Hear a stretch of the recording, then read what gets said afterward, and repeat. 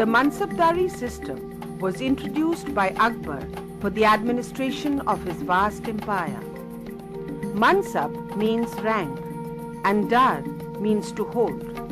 Therefore, Mansabdar means a rank holder. It is said to be one of the major pillars of the Mughal administration, particularly during its heyday. It lasted in some form or the other till the 19th century. Under the Mughals, it started as a function or a duty, but gradually it turned into mean rank of the noble. Now, in the early days of the Mughal Empire, as well as in some form till the middle of the 17th century, there were two problems which were involved. The first problem was that this measure is supposed to cover all the officers of the Mughal Empire. But we see that it does not cover all the officers. Some of the officers are not called Mansabdars. The second problem was that each Mansabdar must have a rank as well as a contingent of Sawar or horsemen. But we see that all officers do not have a rank, or if they do have a rank, they do not have a contingent.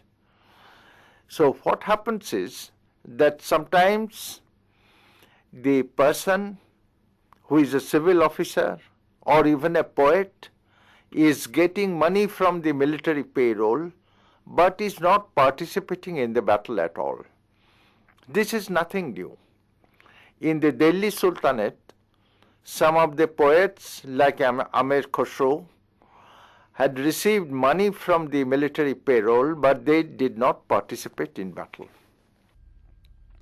When Babur came, he allotted almost 3/4 of his conquest either to the old masters or to the new ones. They were given an area and they were responsible for the executive as well as the financial aspects concerning that area. They were called Wajidars and the system was known as Waja. Humayun did not continue this system. He divided the inhabitants of the Mughal Empire into three broad divisions.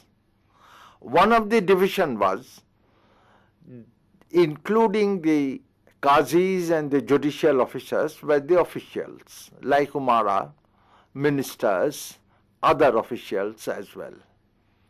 But this all began to change from the time of Akbar. Actually, contrary to public opinion, Mansabdari system did not develop very suddenly. It has a long period of evolution, and Professor Shirin Musvi of Aligarh Muslim University has written an excellent article in the Royal Asiatic Society Journal of London in 1981 showing these experiments, showing the stages of the evolution.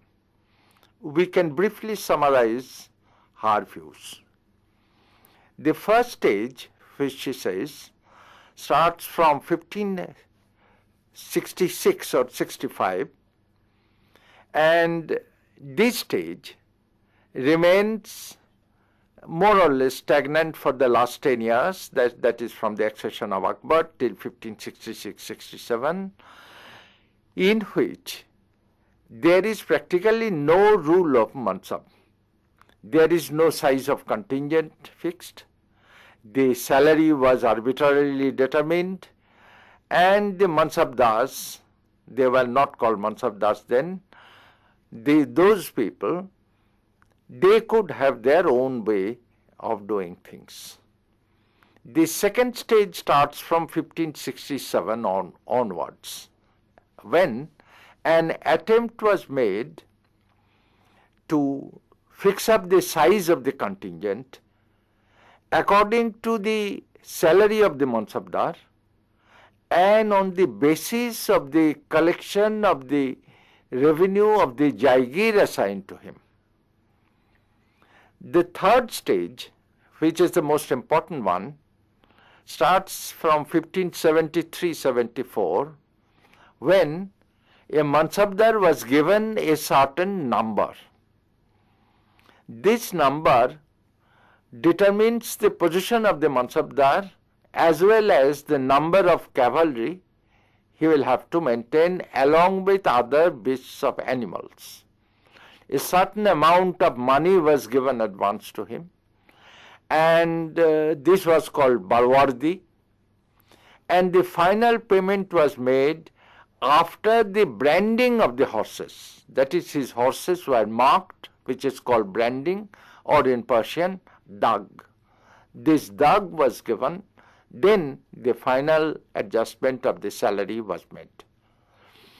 The last stage, which finalized or formalized the Mansabdari system, came in 1595-96.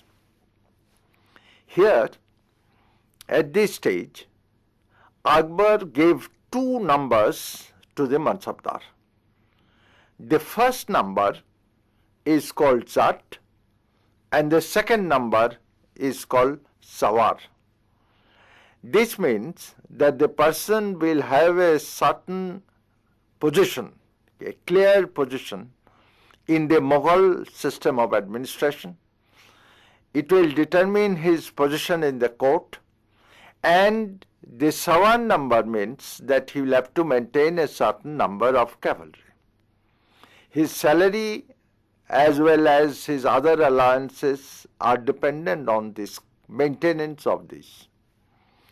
Now, this position has created, these two numbers had created quite a deal of controversy at one point of time, which has now been resolved.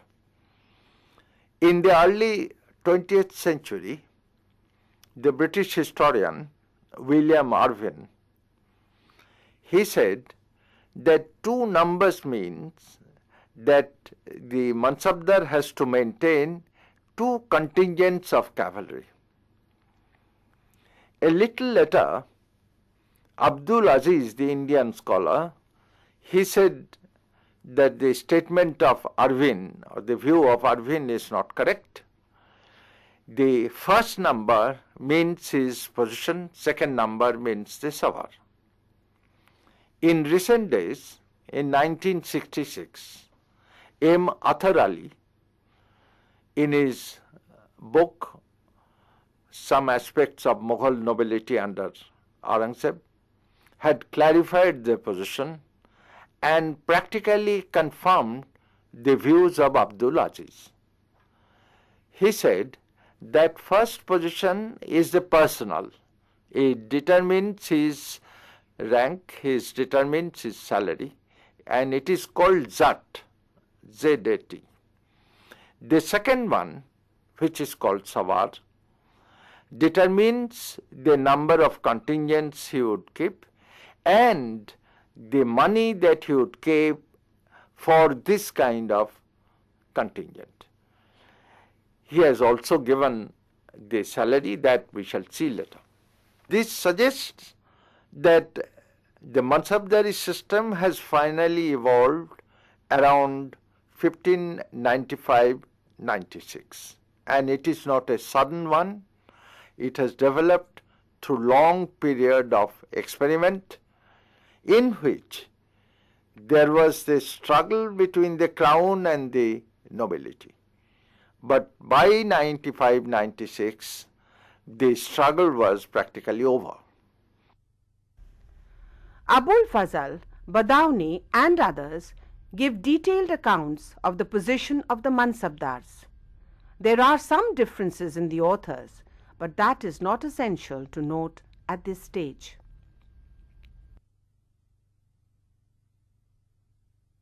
The problem of the salary is this. The Zat rank, that is the first rank, first number, is counted in one way, is determined in one way, and the second number, the second rank, the Sawar rank, is determined in another way. completely opposite to the first rank. For example, the Zat rank is considered separate rank, meaning that one rank has no relation with the other Zat rank. For example, if a Mansabdar is in the rank of 1000 Zat, he will get a certain amount of salary. And if he is promoted to 2000 Zat, it doesn't mean that he will get double the salary of the earlier one. That is, there is no arithmetical proportion between the two ranks of the Zat system, because each Zat rank is considered a separate one, for which separate salary is fixed. In case of the Sawar rank, the salary is determined on arithmetical proportion and therefore is totally contrary to the first one. In case of the Sawar rank, it is considered a contract rate and the salary is determined on the unit of the Sawar. For example, a contingent of 10, for example, is considered a unit, and the salary is determined on the basis of this unit per horse multiplied by the rank. For example, if there are 1000 horses and if the salary per horse is 8, then one multiplies this 1000 into 8 with the rank. That is, the rank and the unit is multiplied. So therefore, the salary determination in the Mughal Empire of the Mansabdar depends on two different systems, contrary to each other. Now, in case of the Sawar rank, it must be stated that Sawar rank is either equal to the Zat rank or less than the Zat rank, but is never more than the Zat rank. That is, the second number is always less or equal to the first number. There were exceptions in the last years of Aurangzeb, actually starting more from the time of Shah Jahan, when the Sawar rank has become more than the Zat rank due to historical circumstances, due to the crisis of the Mansabdari system, the crisis of the Mughal Empire. There are two ways to pay the Mansabdars. One is by cash, and this is called the Nakdi system. There were very few who were paid in cash. The other is the assignment of the Jagir. It is important to note that it is not the assignment of the land itself, but the assignment of the revenues of the land. A Mansabdar's progeny did not inherit the land or the Jagir. Each Mansabdar was appointed, promoted, or dismissed exclusively by the emperor. Therefore, this assignment of the revenue of the land must be equal to the salary of the Mansabdar. But as we shall see, in practice, this does not happen. This actually did not happen, creating problems for the Mughal administration. Now, in this system, where the Jaigir is assigned, he is called a Jaigirdar, and we shall see later the Jaigirdari system and go into the details of it. But the problem remains that the Jaigirdari system is based on the estimate of revenue to be collected in future. And the Mansabdar is placed in that Jaigir on the hope that such amount of revenue he could collect. This estimate of revenue of the Jaigir is called Jama, and it is always calculated till almost the death of Akbar in copper coins, in dam. It is called a dam, which is 48 dam into 1 is equal to 1 rupee. So it's a very highly inflated number, and therefore it was called Jamadami. The term has continued even later when the revenue was calculated in terms of rupees from the second decade of the 17th century. Now, the Mansabdar reaches his Jaigir and finds that his collection, which is called in Persian document as Hasil, Hasil, this collection is not equal to the Jama, it is much less. Therefore, he is always in arrear of the salary. So that is one problem that has dogged the Mughal Empire till the end of its days.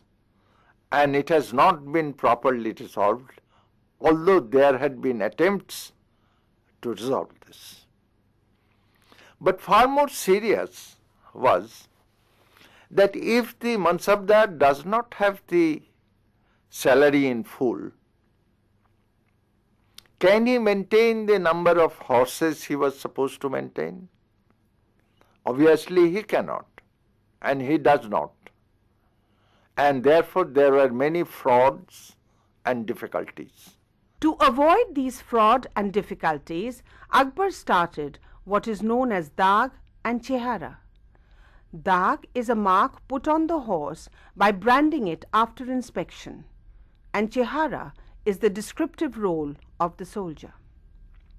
As I have said earlier in other lectures, that the feature of the Mughal administration is they always try to make a uniform system of administration, and contradictorily they make certain compromises to suit the local needs, to suit the historical purposes.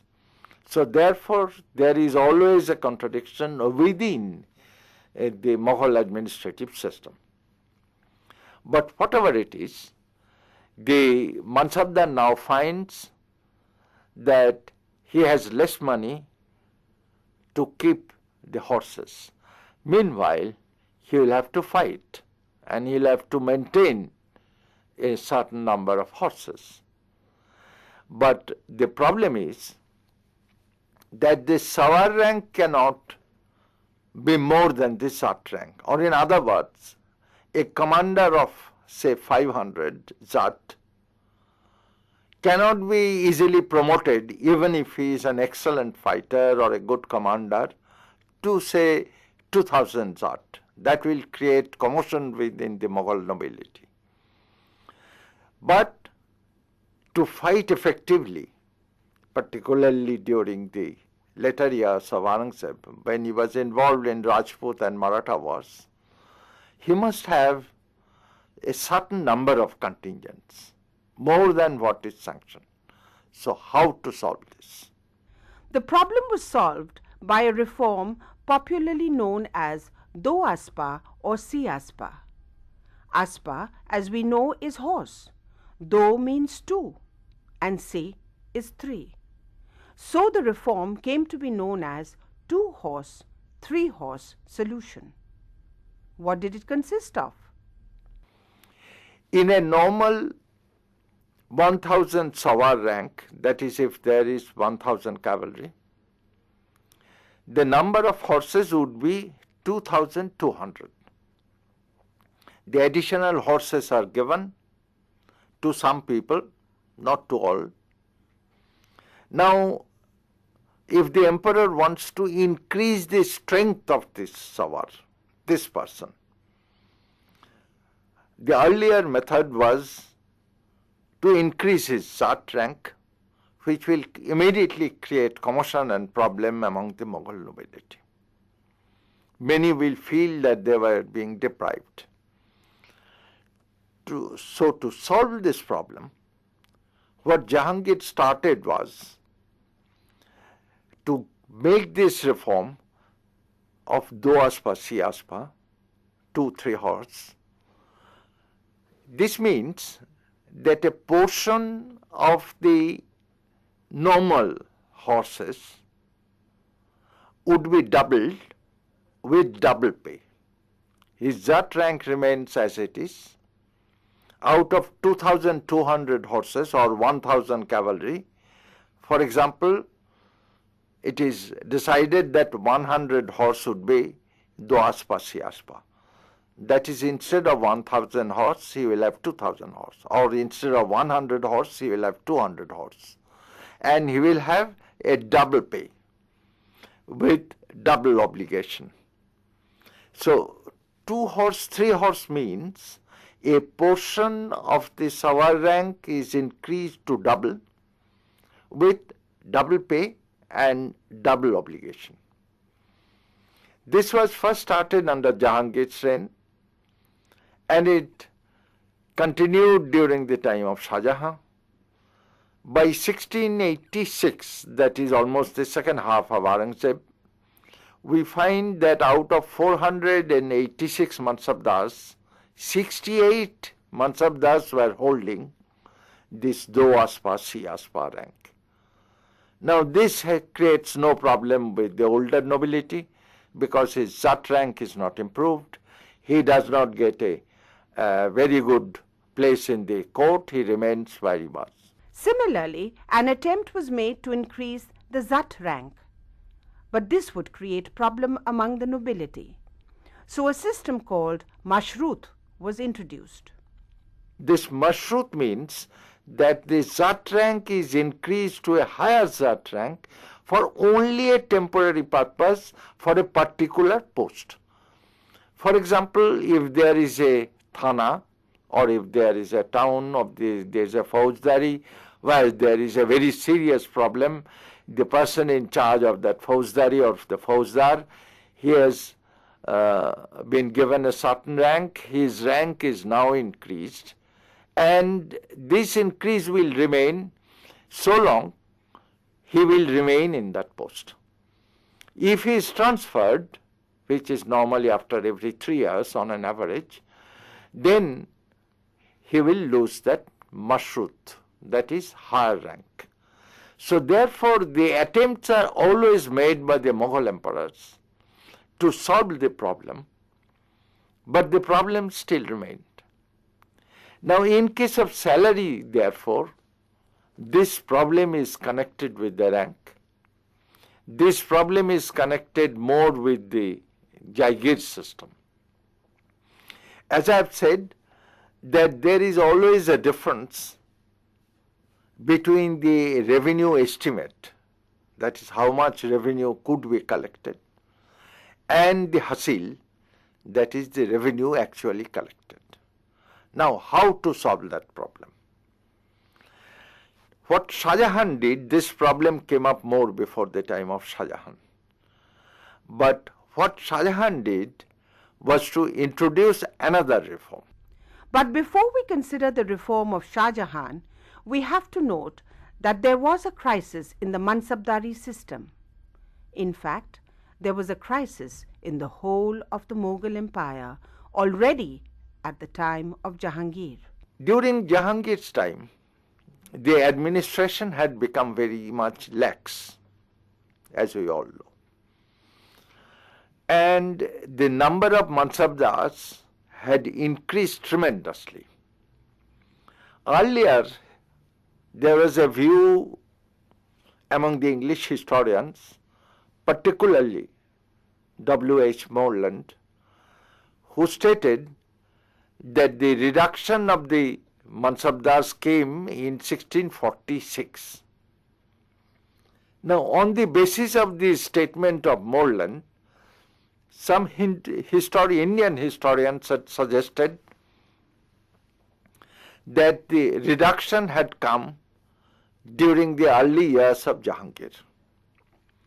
Now, Irfan Habib, in a very beautiful article on Mansabdari system, had shown this is not correct. Between 1618 and 1631, Jahangir died in 1627. Shah Jahan came after that.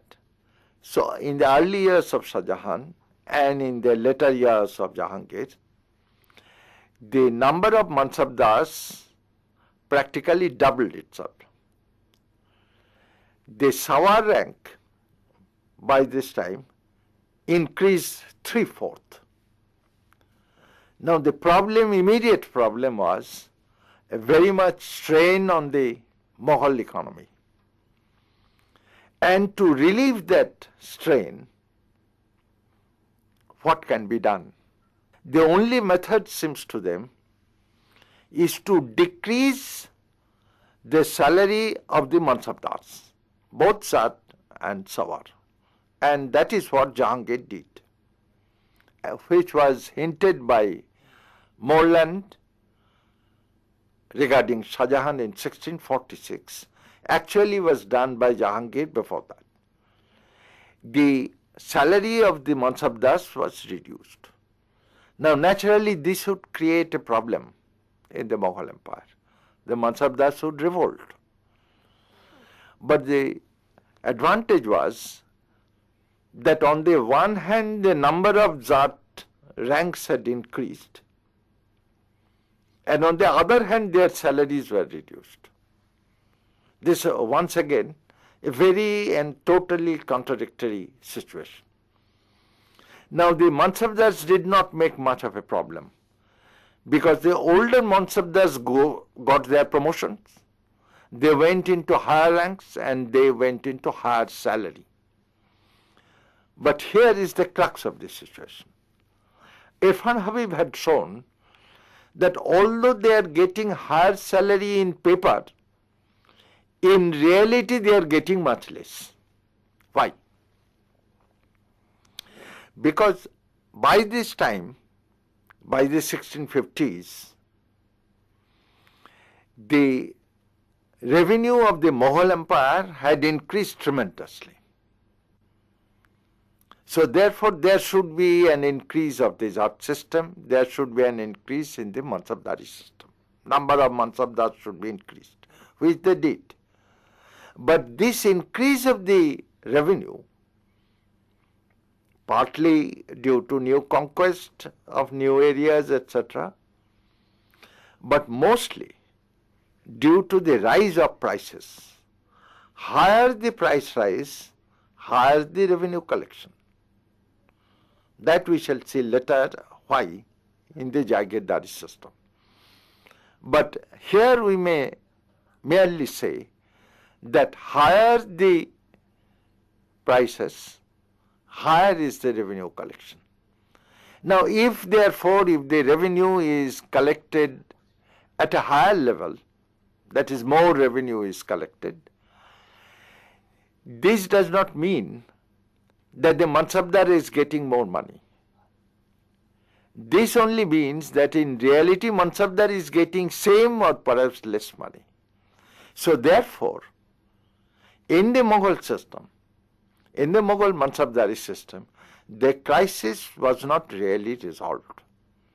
And therefore, as we shall see now, in case of Shah Jahan, he had to take some measures to solve this problem. This we shall see in the next lecture.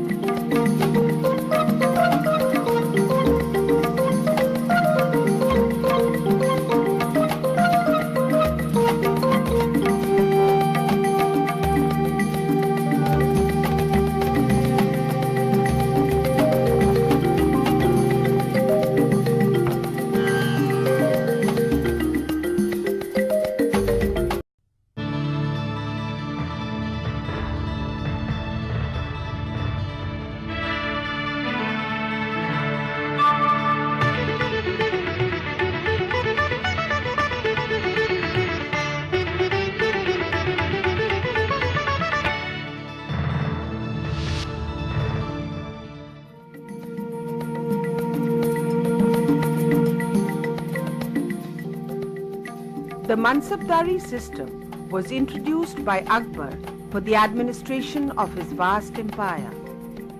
Mansab means rank and Dar means to hold. Therefore, Mansabdar means a rank holder. It is said to be one of the major pillars of the Mughal administration, particularly during its heyday. It lasted in some form or the other till the 19th century. Under the Mughals, it started as a function or a duty, but gradually it turned into mean rank of the noble. Now, in the early days of the Mughal Empire, as well as in some form till the middle of the 17th century, there were two problems which were involved. The first problem was that this measure is supposed to cover all the officers of the Mughal Empire. But we see that it does not cover all the officers. Some of the officers are not called Mansabdars. The second problem was that each Mansabdar must have a rank as well as a contingent of sawar or horsemen.